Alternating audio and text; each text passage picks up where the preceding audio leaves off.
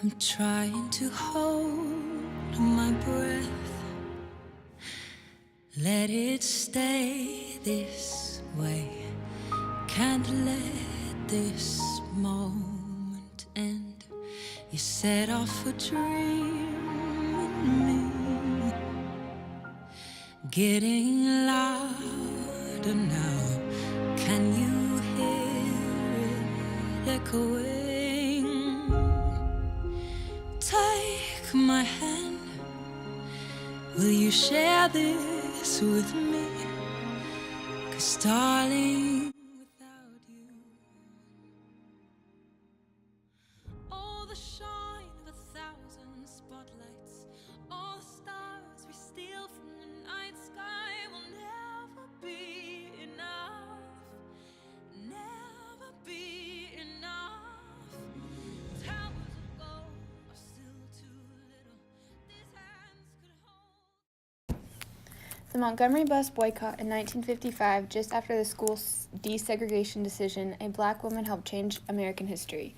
Like most southern cities, Montgomery had a law that blacks had to sit in the back rows of the bus. One day, Rosa Parks boarded a city bus and sat down in the closest seat. It was one of the first rows of the section where blacks were not supposed to sit. The bus filled up and some white people were standing. The bus driver told Rosa Parks that she would have to give up her seat to a white person. She refused and was arrested. The next evening, black leaders, many of them church ministers, met to decide if they should protest. A young minister who had just moved to Montgomery from Atlanta, Martin Luther King Jr., soon became a leader of the group. King and the others called for a black boycott of the Montgomery bus system. The boycott meant blacks refused to ride the buses. For months, the buses were almost empty because most of the riders had been black.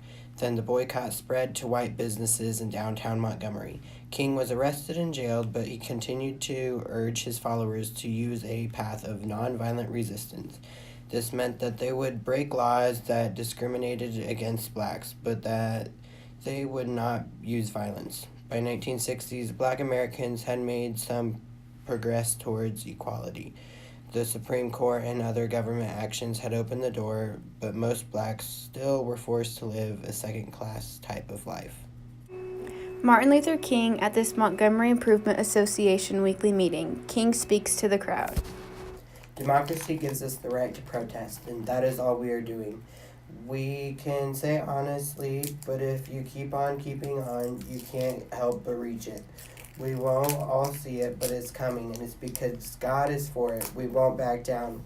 We are going on with our movement. Let us continue with the same spirit, with the same orderliness, with the same discipline, with the same Christian approach. I believe that God is using Montgomery as his proving grounds.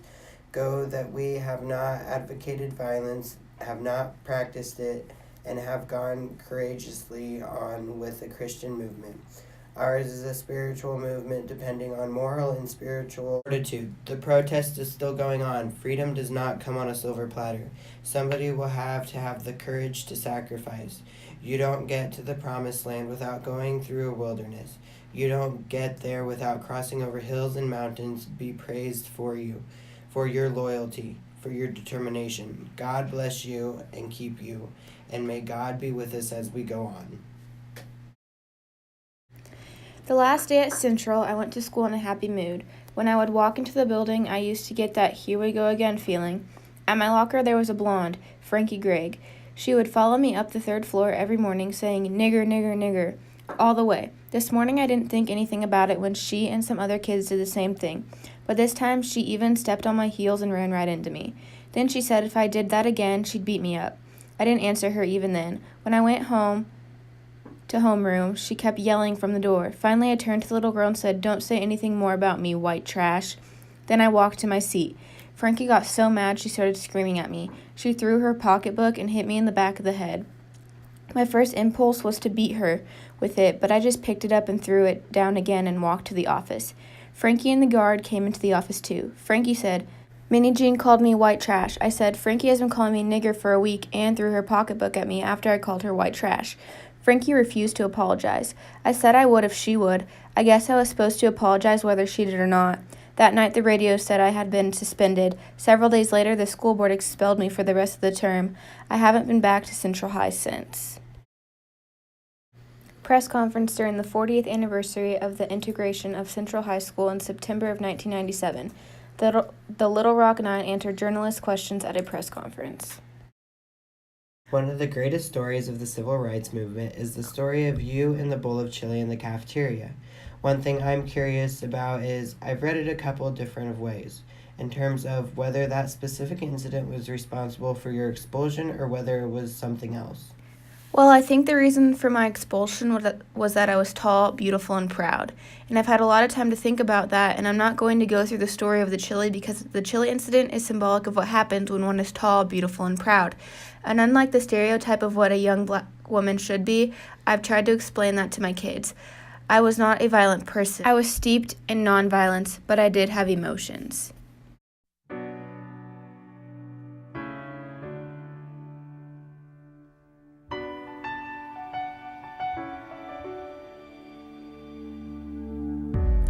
A stranger to the dark.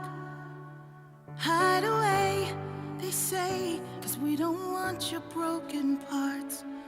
I've learned to be ashamed of all my scars. Run away, they say, no one will love you as you are. But I won't let them break me down to dust. I know that there's a place for us, for we are glorious.